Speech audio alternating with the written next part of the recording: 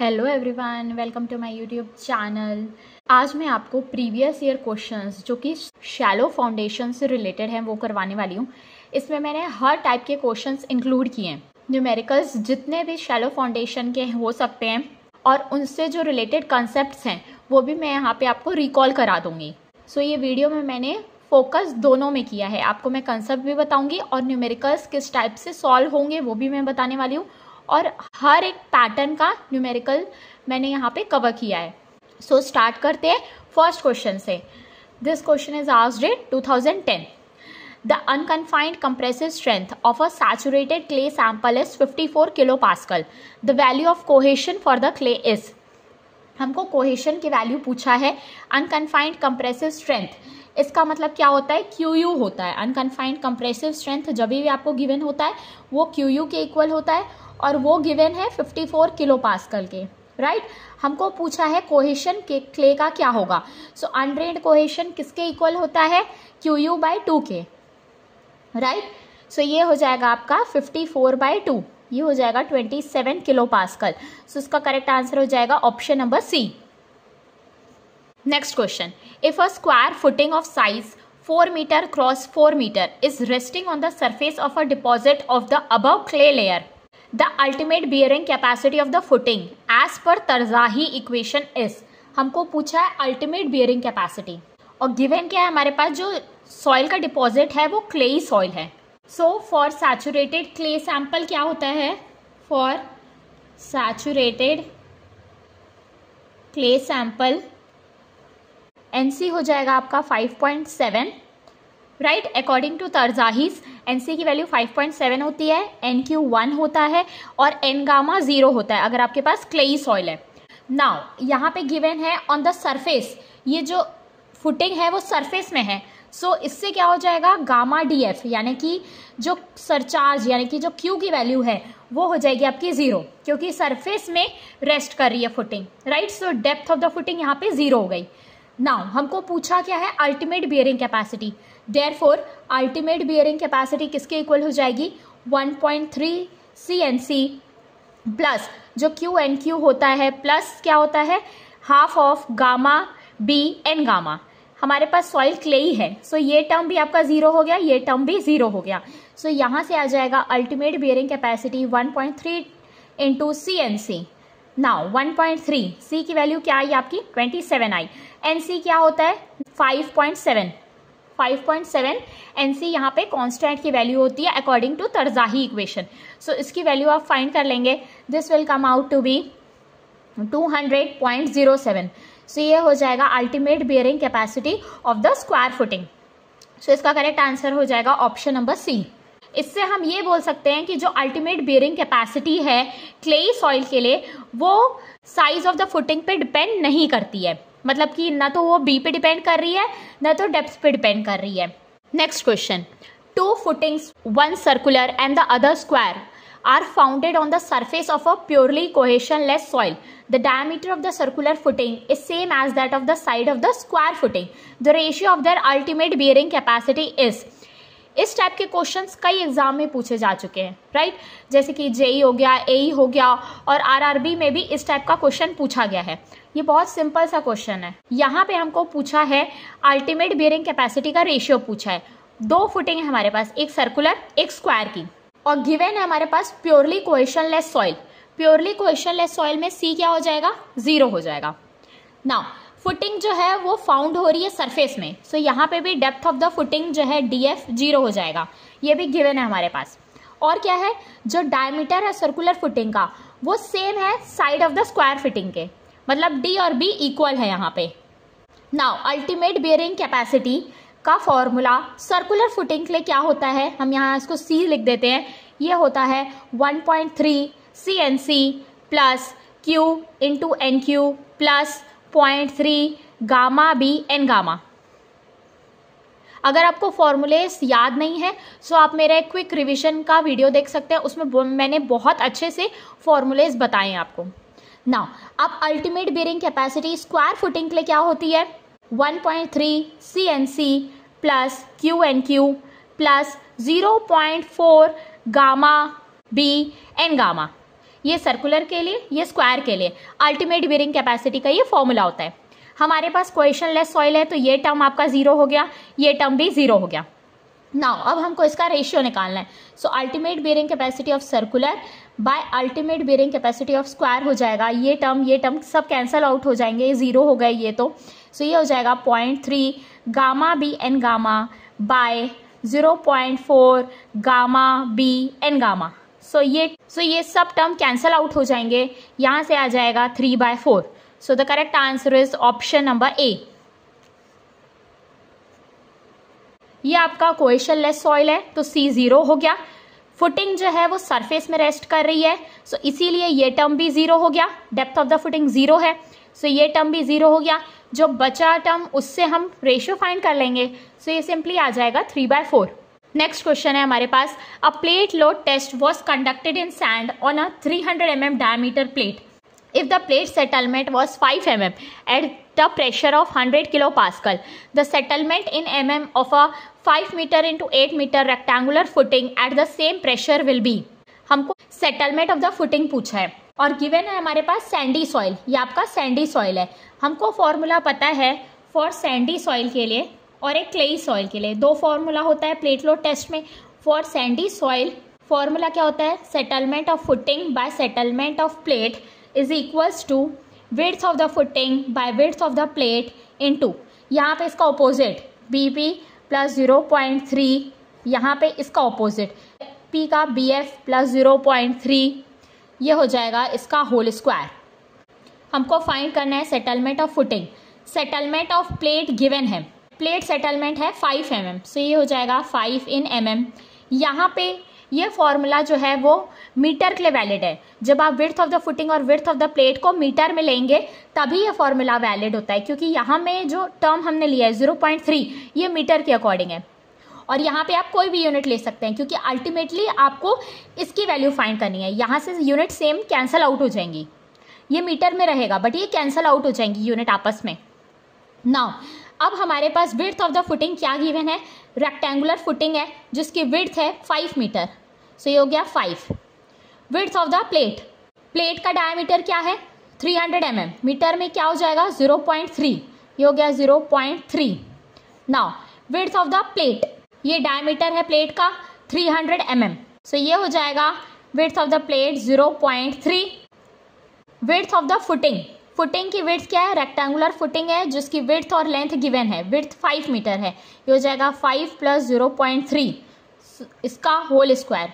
सो यहाँ से settlement of the footing आ जाएगी आपके पास रेक्टेंगुलर फुटिंग के लिए। So this will come out to be 17.8 mm। So इसका करेक्ट आंसर हो जाएगा ऑप्शन नंबर डी।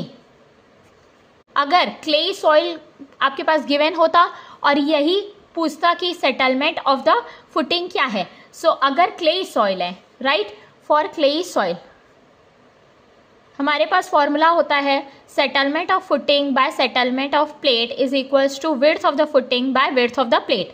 ये अगर क्लेई सॉइल गिवन होता तो हमारे पास यहाँ पे गिवन है सैंडी सॉइल, सो सैंडी सॉइल के लिए ये फॉर्मूला होता है, क्लेई सॉइल के लिए ये फॉर्मूला होता है। Next question, the observed value of the standard penetration number n at 10 meter depth of a silty sand deposit is 13. The unit weight of the soil is 16 kilonewton per meter cube. The value of n after correcting for the presence of fines will be A12, B13, C14, D15. हमको पूछा है n की value जब हम उसको correct करेंगे for presence of fine. Presence of fine का मतलब होता है डायलेटेंसी करेक्शन। डायलेटेंसी करेक्शन तभी होता है जब n की वैल्यू ग्रेटर देन 15 होता है। यहाँ पे स्टैंडर्ड पेनिट्रेशन नंबर आपका है 13, सो यहाँ पे डायलेटेंसी करेक्शन नहीं होगा, सो जो वैल्यू ऑफ n की है वही वो रहेगी, सो n हो जाएगा यहाँ पे 13 ओनली। सो इसका करेक्ट आंसर हो जाएगा option number B. Next question, the number of blows observed in a standard penetration test SPT for different depths as given. Penetration of sampler, number of blows, अगर penetration 0 to 150 mm है so number of blows 6 हैं। Penetration 150 से 300 है तो 8 है। 300 से 450 है तो नंबर ऑफ ब्लोस आपको 10 की जरूरत पड़ेगी। हमको पूछा है ऑब्जर्व्ड एन वैल्यू क्या होगी। देखो यहाँ पे इंपॉर्टेंट कंसेप्ट है in SPT test, standard penetration test में क्या होता है, number of blows required for first 15 compaction is not counted. Number of blows for first 15 centimetre compaction, यानी कि 150 mm के लिए जो कॉम्पैक्शन लगता है उसको हम काउंट नहीं करते, इज नॉट काउंटेड। नाउ उसके बाद के जो 15 सेंटीमीटर के कॉम्पैक्शन होते हैं उसी को हम काउंट करते हैं, right. And total number of blows, so total number of blows for next to 15 centimetre, दो रीडिंग लेते हैं हम नेक्स्ट 15 सेंटीमीटर के लिए, मतलब कि 300 mm तक फिर 450 mm तक, is taken into account for correction of standard penetration test.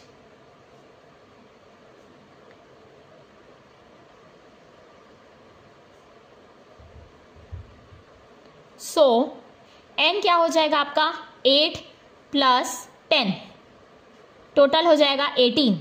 सो जो ऑब्जर्व्ड एन वैल्यू हो जाएगी वो आपकी 18 हो जाएगी। So option C is the correct answer. Next question, this is asked in 2017।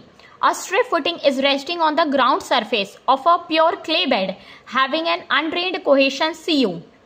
The ultimate bearing capacity of the footing is equal to. So ultimate bearing capacity of clay किसके equal होती है, CNC के। NC हम 5.14 लेते हैं, सो ये हो जाता है आपका CNC equals to 5.14 of C। इसको हम ऐसे भी लिख सकते हैं, 5.14 को हम कैसे लिख सकते हैं, पाई + 2 के इक्वल। 3.14 + 2 5.14 हो गया इंटू CU। सो इसका करेक्ट आंसर हो जाएगा ऑप्शन नंबर डी। अब देखो आपको ये क्वेश्चन का आंसर पता है मगर एग्जाम में आप क्वेश्चन को देख के डर जाएंगे, सो इसीलिए इस तरह के क्वेश्चन को प्रैक्टिस कर लोगे तो ज़्यादा बेटर रहेगा। इस वीडियो में मैंने हर एक टाइप के न्यूमेरिकल्स को कवर किया है। Next question, the plate load test was conducted on a clayey strata by using a plate of 0.3 metre into 0.3 metre dimensions and the ultimate load per unit area for plate was found to be 180 kilopascal. The ultimate bearing capacity in kilopascal of a 2 meter wide square footing would be.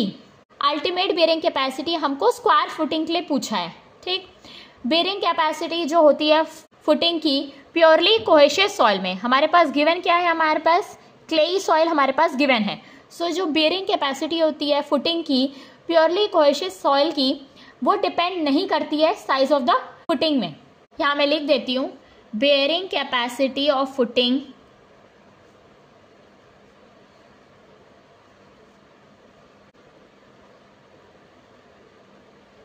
on purely cohesive soil does not depend on size of footing, does not depend on size of footing.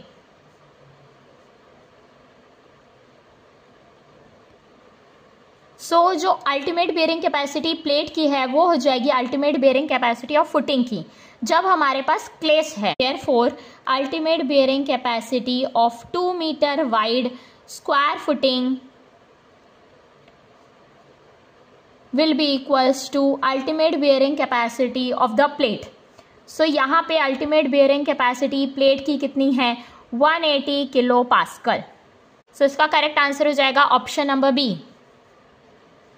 ये question आपका ESCE में conventional में पूछा गया है और ये gate में भी इसकी प्रोबेबिलिटी रहती है, इसी टाइप के क्वेश्चंस आते हैं, बस आपको ऑप्शन गिवन होता है।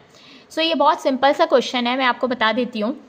A 2 meter wide strip footing is located at a depth of 2 meter in a stiff clay of saturated unit weight of 20 kilonewton per meter square and having phi-u equals to 0, cu equals to 120 kilonewton per meter square. Using Tarzahi bearing capacity equation, compute the safe load carried by footing per meter length with factor of safety equals to 3 with respect to shear failure given NC equals to 5.7. So इस type के questions के लिए मैं diagram बना लेती हूँ.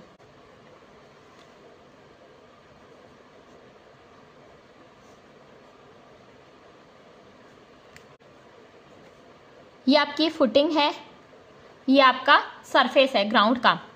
यहाँ पे विड्थ ऑफ द फुटिंग है 2 मीटर. 2 मीटर विड्थ की स्ट्रिप फुटिंग गिवन है. Depth of the footing given है आपके पास 2 मीटर. ये 2 मीटर डेप्थ में लोकेटेड है. सो ये डेप्थ ऑफ द फुटिंग हो गई 2 metre. Saturated unit weight given है हमारे पास 20 kilo newton per metre square. Cohesion की वैल्यू गिवन है 120 kilo newton per metre square. Factor of safety given है 3. नाउ हमारे को यूज करने बोला है Terzaghi bearing capacity equation. Now using Terzaghi equation, ultimate bearing capacity हो जाती है CNC प्लस Q के इक्वल. Q यानी कि गामा DF, और नेट अल्टीमेट बेयरिंग कैपेसिटी हो जाती है QNU इक्वल्स टू CNC. मतलब कि QU माइनस ऑफ Q. इसमें जब Q माइनस कर देंगे तो आपकी आ जाएगी नेट अल्टीमेट बेयरिंग कैपेसिटी. सो ये टर्म कैंसिल हो जाएगा. सो ये आ जाएगा CNC के इक्वल. नाउ हमको पूछा है सेफ लोड जो फुटिंग कैरी कर सकती है, मीन्स यहाँ पे कितना लोड हम अप्लाई कर सकते हैं. सो net safe load that can be carried by footing, वो किसके इक्वल हो जाएगा? Q equals to net safe load into area of the footing. Area of the footing. So area जो फुटिंग का शेप होगा उस अकॉर्डिंग उसका एरिया होगा. सो नेट सेफ लोड किसके इक्वल होता है? Net ultimate bearing capacity by factor of safety into width into length. यहाँ पे हमारे पास गिवन है स्ट्रिप फुटिंग जिसकी विड्थ 2 मीटर है. हमको पूछा है safe load per metre length के लिए. सो एरिया हो जाएगा आपका 2 मीटर विड्थ की फुटिंग है, लेंथ आपका 1 मीटर है. सो ये हो जाएगा आपका area. Now net ultimate bearing capacity CNC के इक्वल है 5.7 इंटू C. NC है आपका 5.7. सो ये हो जाएगा 5.7 into 120 by factor of safety है हमारे पास 3 into 2 into 1. So this will come out to be 456 kilo newton. So this is the correct answer. So safe load that the footing can be carried safely in per metre length वो हो जाएगा आपका 456 kilo newton. ये multiple choice questions में भी पूछा जाता है. सो इसका आप कंसेप्ट समझ लीजिए. Next question, a wall footing carrying a load of 150 kilo newton per metre length of wall is to be constructed at a depth of 1.2 metre below the ground surface. Subsoil consists of uniform deposit of stiff clay with unit weight gamma equals to 18.8 kilonewton per meter cube and unconfined compressive strength equals to 160 kilonewton per meter square. Determine the width of the footing using Tarzahi theory. Use a factor of safety against bearing capacity failure 3. Using Tarzahi theory क्या होगी? हमको B पूछा है. यहाँ हम एक structure बना लेते हैं फुटिंग का और ग्राउंड सरफेस का. ये है आपकी फुटिंग. यहाँ पे लोड एक्ट कर रहा है 150 kilo newton per metre length के लिए. अनकन्फाइंड कंप्रेसिव स्ट्रेंथ यानी कि QU गिवन है हमारे पास 160 kilo newton per metre square. सो C क्या हो जाएगा? Cohesion QU/2. सो ये हो जाएगा 80 kilo newton per metre square. ये डेप्थ है आपकी फुटिंग की 1.2 metre. Factor of safety given है 3. सॉइल है हमारा स्टिफ क्लेई सॉइल है. So net ultimate bearing capacity हो जाएगी CNC के इक्वल फॉर क्ले. ये हमको पता है फॉर्मूले से कि net ultimate bearing capacity clayey soil के लिए सिर्फ CNC होती है, बाकी टर्म्स पे डिपेंड नहीं करती. नाउ नेट सेफ लोड किसके इक्वल हो जाएगा, net ultimate bearing capacity divide by factor of safety, ये हो जाएगा CNC bye factor of safety के इक्वल, ये हो जाएगा C आपका 80 आ गया, NC की वैल्यू होती है 5.7, bye factor of safety given है 3। नाउ जो नेट सेफ बियरिंग कैपेसिटी है वो किसके इक्वल होती है, net safe load by area of the footing, width into length, 1 metre length आपका गिवन है, विड्थ हमारे को पूछा है क्या होगी, सो ये हो जाएगा किसके इक्वल, नेट सेफ लोड के इक्वल। सो सेफ लोड कितना कैरी कर पा रही है footing, 150 kilo newton per metre, so ये हो जाएगा 150 by width into length, width length of the footing क्या है पर मीटर लेंथ, सो ये 1 हो गया, ये हो जाएगा 80 इंटू 5.7 बाई 3, सो यहाँ से विड्थ आ जाएगी B equals to, so this will be equals to 0.986 meter. So this is the correct answer. Width of the footing using Tarzahi theory है 0.986 meter. Now the last question, this is asked in 2014. The gross bearing capacity of a footing is 450 kilonewton per meter square.